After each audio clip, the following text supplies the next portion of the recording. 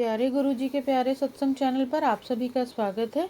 इस चैनल पर गुरुजी के सत्संग सुनवाए जाएंगे जो कि हमें उन्हीं की संगत द्वारा प्राप्त हुए हैं। सत्संग शुरू करने से पहले गुरुजी को कोटि कोटि प्रणाम और सारी संगत को जय गुरुजी। आज का ये सत्संग हमें गुरुजी की संगत द्वारा व्हाट्सएप पर ऑडियो फॉर्म में प्राप्त हुआ है। सत्संग शुरू करने से पहले मंत्र जाप करेंगे। ओम नमः शिवाय। शिवजी सदा सहाय। ओम नमः शिवाय। गुरुजी सदा सहाय।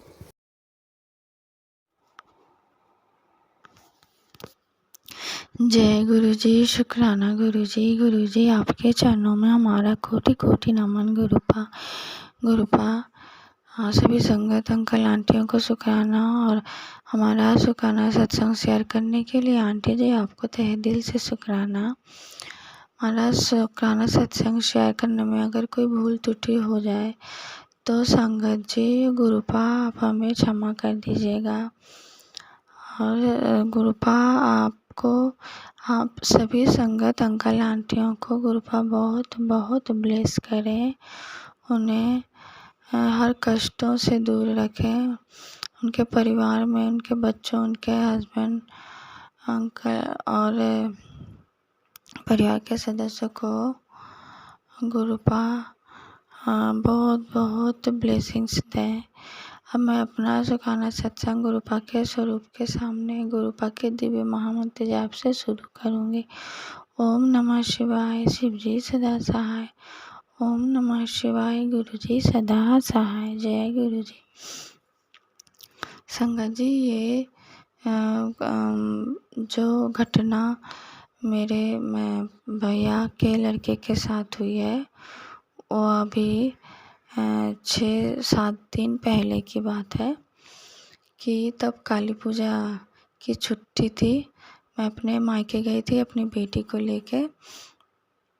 तो उस वक्त ये घटना घटती है कि मेरा जो भाई का लड़का है छोटा सा है, वो शायद 7-8 साल का है और शाम के टाइम छत पे जा रहा था वो पटाखे छुड़ाने के लिए अपने पापा के संग।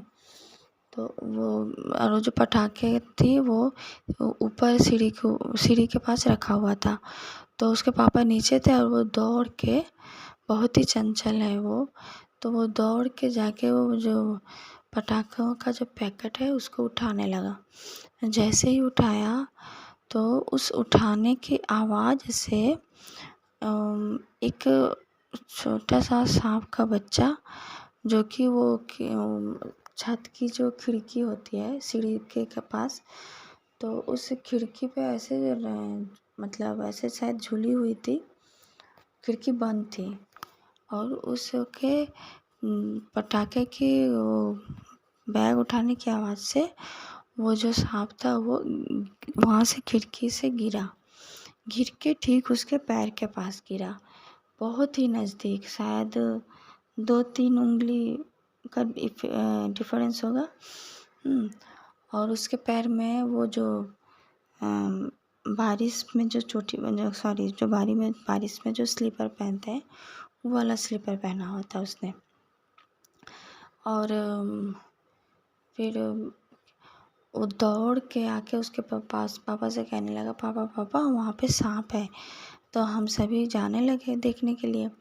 तो पहले भैया गए तो उन्हें नहीं दिखा, फिर बाद में जब धीरे धीरे वो पटाखे का जो बैग था उसको हटाया तो देखा कि वहाँ पे वो उल्टा पड़ा हुआ था और वहीं पे पड़ा हुआ है, वो कहीं भाग भी नहीं रहा है। तो अब क्या है कि भैया को समझ में नहीं आ रहा है कि क्या करें।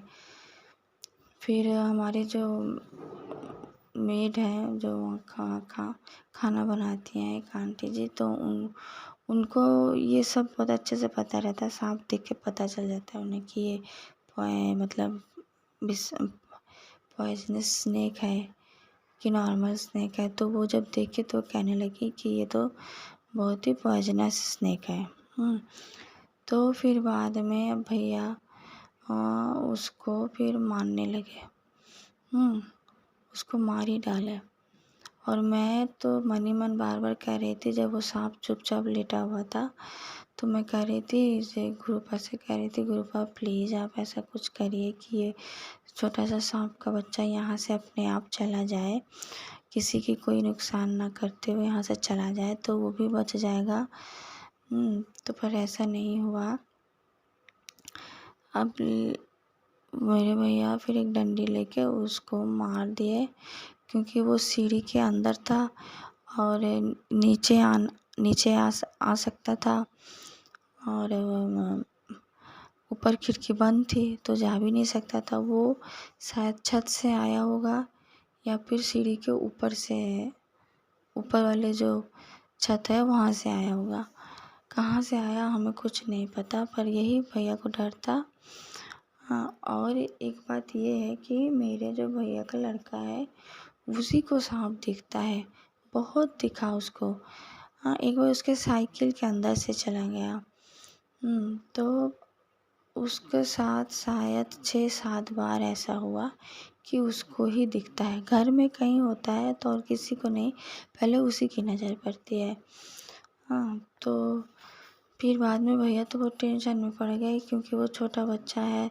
हम लोग सभी पूछ रहे थे कि अरे बेटा तुम्हें उसने काटा तो नहीं, या फिर कहीं तुम्हारे स्किन में गिरा तो नहीं?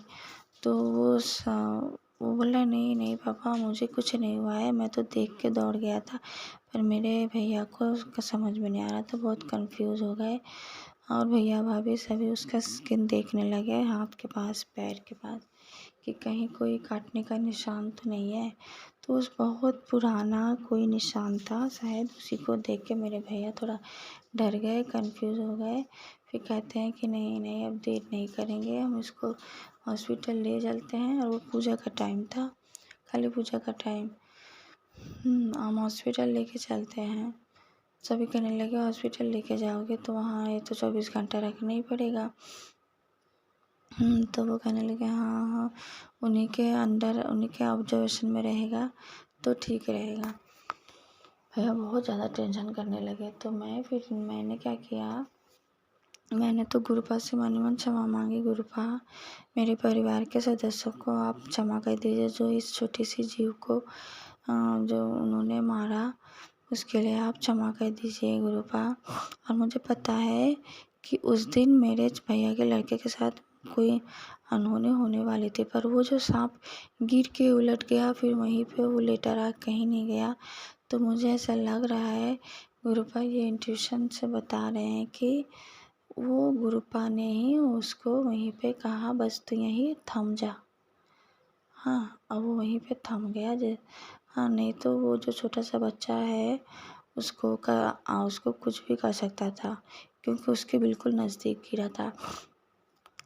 उसके बाद भैया भाभी टेंशन करने लगे, फिर उसको तुरंत हॉस्पिटल ले जाने लगे। तो मैंने क्या किया, मैंने कहा कि बेटा ये महादेव का जल प्रसाद है, गुरुजी का जल प्रसाद है, इसको तुम पी लो।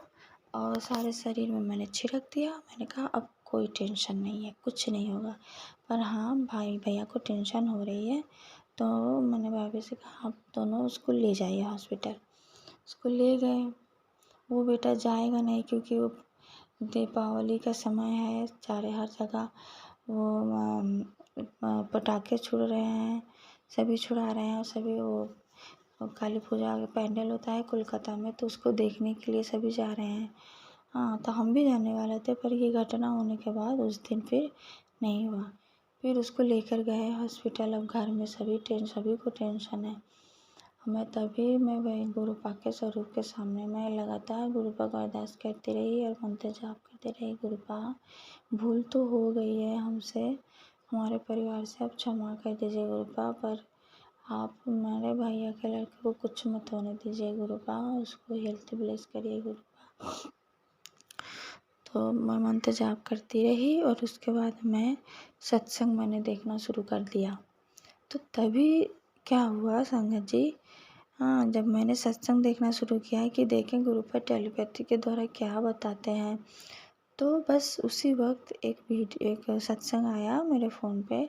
सत्संग का हेडिंग था कि सांप ने डस लिया पर मैंने मौत के मुंह से बचा दिया। तो ये सत्संग सुन तो तेरा भी ये कष्ट कट जाएगा।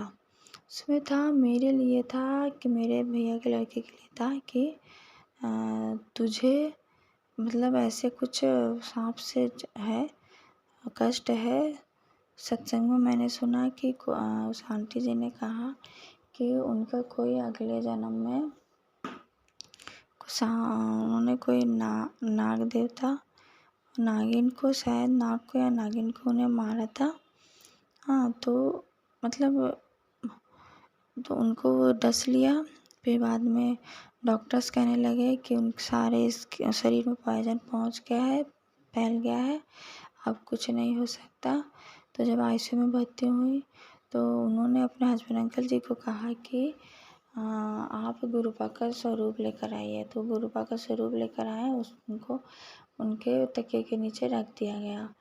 और फिर वो सपने में क्या देखती हैं कि गुरुपा आए हैं, एक तरफ अंधेरा धुआं है तो वहाँ से वो नाग निकल रहा है, और एक तरफ से गुरुपा की लाइट आई है। हाँ, तो उनको ऐसा लग रहा था कि वो जो नाग देवता है ऐसे अंधेरे में से निकल के मुझे लेने के लिए आ रहा है। और तभी गुरुपा कहते हैं सपने में कि पुत्र चिंता मत कर, मेरे रहते तुझे मौत भी तुझे लेने नहीं आ सकती, यमराज भी लौट जाएगा, तो बिल्कुल चिंता मत कर। तुझे मैंने न्यू लाइफ प्लेस किया। और मैं फिर सपने में मैंने ये सब देखा। तो संगत जी, हमारा जो सपना होता है जिसमें गुरुजी दर्शन देते हैं, तो वो सपना नहीं होता है, वो हकीकत होता है जो हमारे कष्ट काटने के लिए गुरुपा आते हैं।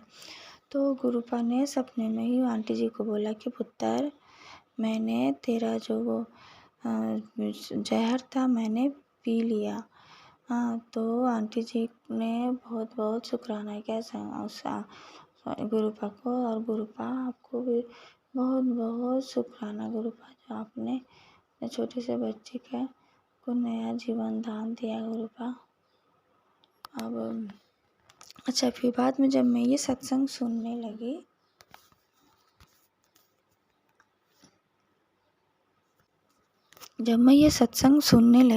उसके पहले मैंने सत्संग सुनने के पहले मैंने फ़ोन किया तो भाभी कहती हैं कि डॉक्टर कह रहे हैं यहीं पे आज रात रहना है या 24 घंटे ऑब्जर्वेशन में रखना है। तो भैया भी टेंशन में पड़ गए हैं, वो कह रहे हैं ठीक है, जब हम रखेंगे।